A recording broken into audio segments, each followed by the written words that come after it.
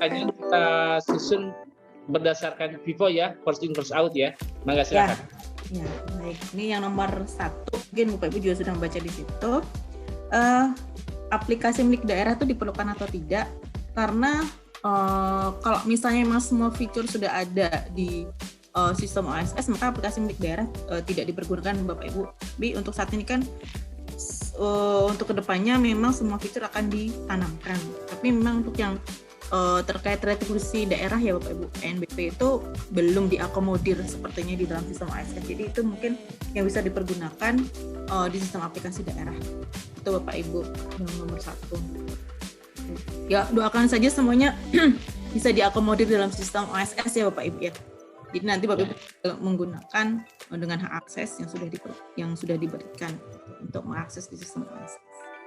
Kemudian yang nomor 2, apakah seorang pelaku usaha perseorangan memungkinkan berusaha mikro, kecil, dan usaha non-UMK? Tidak bisa Bapak, karena kan sudah sudah dibedakan untuk pembuatan hak akses ya antara UMK dan non-UMK. Jadi hak aksesnya harus berbeda gitu. Tidak boleh dalam satu akun yang sama. Kalau untuk nama yang tercantum misalnya penanggung jawabnya sama, tidak apa-apa. Biar akunnya berbeda. Boleh menambahkan Bu? Oh iya, silakan ya, Pak Sandi. Mungkin sedikit menambahkan ada beberapa hal yang berbeda nih Pak dan Ibu dengan di versi 1.1. Kalau di versi 1.1 itu kan satu akun dipakai untuk semua usaha ya, semua perusahaan, semua jenis usaha yang perorangan juga. Nah, untuk di versi OSS RBA ini satu usaha itu akan memiliki satu akun. Emailnya bisa sama. Kayak tadi saya contohkan, saya pakai email OSS RBA 4 itu, kalau Bapak Ibu tadi perhatikan di inbox saya itu ada banyak sekali kan nama aktivasinya, kemudian nama username passwordnya juga itu banyak sekali. Nah, untuk di versi OSS RBA ini pelaku usaha setiap PT misalkan itu memiliki akunnya masing-masing. Jadi misalkan PT A punya akun A, PT B punya akun B, PT C punya akun C, CV juga sama. Lalu kemudian yang usaha perorangannya juga, yang UMK-nya juga dia punya akun masing-masing gitu, meskipun emailnya bisa saja sama seperti itu, lebih seperti itu. Ya, baik, terima kasih Pak Sandi. Tadi juga sudah disampaikan dalam presentasi juga bahwa memang seperti yang disampaikan Pak Sandi, satu akun untuk beberapa perusahaan di RBA itu satu perusahaan satu akun ya Bapak Ibu ya. Dan untuk jenis pemilihannya juga sudah berbeda untuk hak akses itu sendiri di RBA. Kemudian nomor 3, bila telah terbit izin dari OSS RBA, apakah beberapa perizinan daerah masih tetap perlu? Tidak perlu lagi Bapak Ibu, nanti ada double izin untuk perizinannya, cukup dari OSS saja. Kemudian nomor 4, apakah Gistaru yang dipergunakan untuk KPR? Sudah Bapak Ibu, makanya itu tadi ada filter ya atau validasi terkait lokasi usaha. Jadi ketika memang masih berupa PKKPR yang memang harus mendapatkan persetujuan gitu kan, NIB-nya tidak bisa terbit gitu. Itu harus diproses terlebih dahulu, diverifikasi terlebih dahulu, PKKPR-nya sudah disetujui, baru pelaku usahanya bisa melanjutkan untuk proses di sistem OSS. Itu sebenarnya sudah terintegrasi dengan Gistaru. Kemudian nomor 5, untuk teknis bidang koperasi. Untuk terkait risiko ya Bapak Ibu. Jadi kalau risiko itu sesuai dengan KBLI Bapak Ibu. Jadi tergantung kegiatan usaha apa yang yang dilakukan oleh si pelaku usaha. Nah, itu akan termapping risikonya. Kita acuannya adalah PP 5 Bapak Ibu, lampiran PP 5 tahun 2021, lampiran 1 terkait risiko, lampiran 2 itu terkait persyaratan serta kewajiban. Itu semuanya sudah kita tanamkan di dalam sistem OSS, termasuk juga dengan hal yang non KBLI. Non KBLI ini bisa disebut sebagai UMKU ya Bapak Ibu, usaha menunjang kegiatan usaha. Memang untuk UMKU ini masih dalam tahap proses pembahasan lebih lanjut Bapak Ibu, seperti apa nanti ditanamkannya di dalam sistem OSS. Jadi mohon untuk ditunggu saja terkait mapping dari non KBLI ini. Atau mungkin ada KBLI yang memang tidak ada yang memayungi gitu ya Bapak Ibu ya. Sektor mana tuh tidak ada gitu kan. Nah, kami juga sudah mengadakan pertemuan-pertemuan dengan kementerian, dengan Kemenko dan kementerian terkait bagaimana perlakuan terhadap KBLI yang memang tidak ada sektor pengampunya.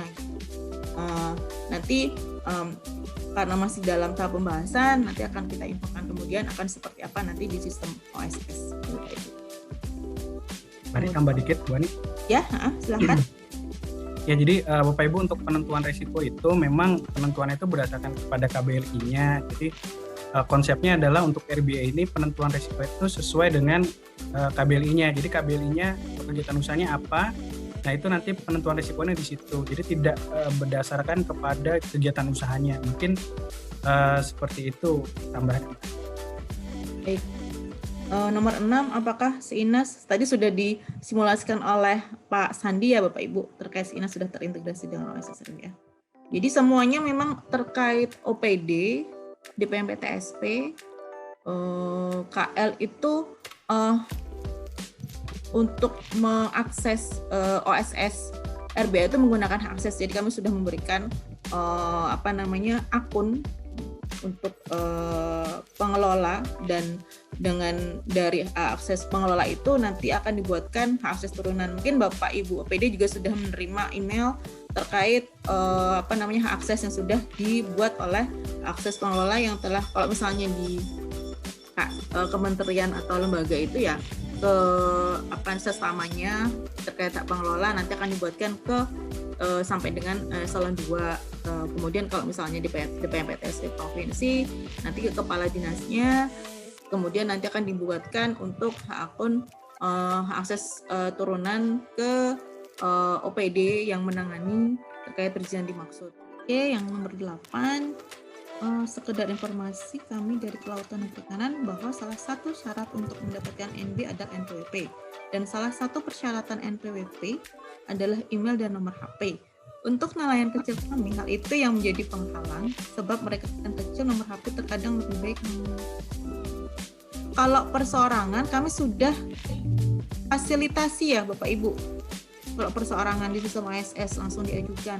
Nah, kalau yang terkait nomor HP ini kenapa harus membuang ya? Kalau misalnya kan nanti ke depannya Bapak Ibu, karena kami ada satu pemikiran kemarin terkait notifikasi untuk yang usaha mikro ya, yang misalnya kayak nelayan dan segala macam, karena memang mereka mungkin mohon maaf agak gaptek misalnya terkait email dan segala macam, itu kan mereka tidak tahu kadang-kadang. Nah, itu notifikasinya akan dikirimkan ke SMS. Itu kemarin terpikirkan oleh kami Bapak Ibu, mungkin nanti kedepannya akan ada pembahasan lebih lanjut terkait hal itu. Jadi ya mohon nanti diberikan penjelasan ke pelaku usaha, jangan buang beli nomor HP yang baru gitu, karena itu nanti sebagai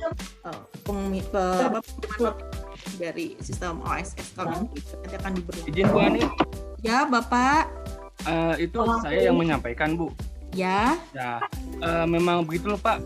Bu, nelayan kami masyarakat kecil yang kami menyadari apa yang Ibu saya jelaskan, memang nelayan kami agak gaptek Bu. Ya itu. Nah, apalagi nelayan kecil Bu. Iya, makanya saya tadi minta maaf Pak. Nggak apa-apa, kami terima Bu, kami sadar. Iya. Jadi bingung juga Bu, kami kadang-kadang nelayan yang jangankan KTP aja kan menulisnya dia susah Bu. Tetapi kalau bikin tadi kalau WA kan dibikinkan Bu. Dia hanya itu Bu yang jadi kami melindungi masyarakat kami nelayan kecil. Jadi untuk kan menurut undang-undang bahwa setiap kegiatan nelayan itu harus punya izin minimal NIB. Ya. Nah, jadi itu Bu yang saya cuma menyampaikan itu Bu. Jadi baik Bapak. Permasalahan yang kami masyarakat begitu Bu. Terima kasih Bu Ani. Sama-sama Bapak, makanya mohon dijelaskan ke Pak nelayan atau pelaku usaha mohon di-keep untuk nomor HP-nya. Mungkin nanti OSS Terba akan mengembangkan seperti itu untuk notifikasinya gitu. Siap, terima kasih Bu saya akan saya sampaikan Bu. Ya baik Bapak. Ayo Kak Ari. Ya sami-sami. Kemudian nomor 9 untuk user atau akun pelaku usaha yang sudah terdaftar beberapa perusahaan, apakah sudah? Oh masih ada lah Pak, masa hilang kan nggak mungkin gitu kan, makanya migrasi data gitu, seperti halnya yang 1.0 ke 1.1 kan ada migrasi data. Nah untuk hak aksesnya itu akan ada penyesuaian gitu, ada penyesuaian terhadap ketentuan yang ada di OSS Terba. Jadi yang dulunya satu hak akses itu cuman bisa untuk beberapa perusahaan seperti yang disampaikan oleh Pak Sandi juga tadi. Nanti di sistem OSS Terba satu hak akses itu untuk satu perusahaan. Nanti ketika di halaman awal itu ketika pelaku usaha masuk ke sistem OSS dengan akun yang lama dan ternyata akun yang lama itu memiliki beberapa NIB nih Bapak Ibu ya. Nah nanti di OSS RBA ketika dia masuk kemudian langsung ke bagian untuk hak akses Bapak Ibu. Jadi nanti milih NIB-nya yang mana, nanti ada form untuk mengisi dan mengecek di situ, baru nanti terkirim di email yang dimaksud, melakukan aktivasi, kemudian mendapat hak akses yang terbaru, baru kemudian dipergunakan untuk login lebih lanjut. Itu satu. Nanti ketika Bapak ngecek lagi nih, gitu kan, misalnya di sistem OSS dengan akun yang lama, karena masih ada tadi misalnya ada 5, satu udah hilang gitu kan, masih ada 4. Nah itu satu-satu harus diubah untuk hak aksesnya gitu Bapak. Nanti coba kalau misalnya Bapak ada punya kenalan pelaku usaha nih misalnya ya, kemudian untuk uji coba masuk ke sistem OSS dan dia memiliki satu akun, misalnya ada 3 gitu kan, ada 3 NIB atau cuma 2 NIB gitu, nanti akan kelihatan di situ prosesnya gitu Bapak. Baik, mungkin lanjut. Mau disebut kewenangan. Oh tadi sudah ya Bapak ya. Kalau kewenangan tidak tumpang tindih seperti yang dijelaskan oleh Pak Sandi tadi, tetap sesuai dengan peraturan perundang-undangan Bapak Ibu untuk kewenangan ini gitu.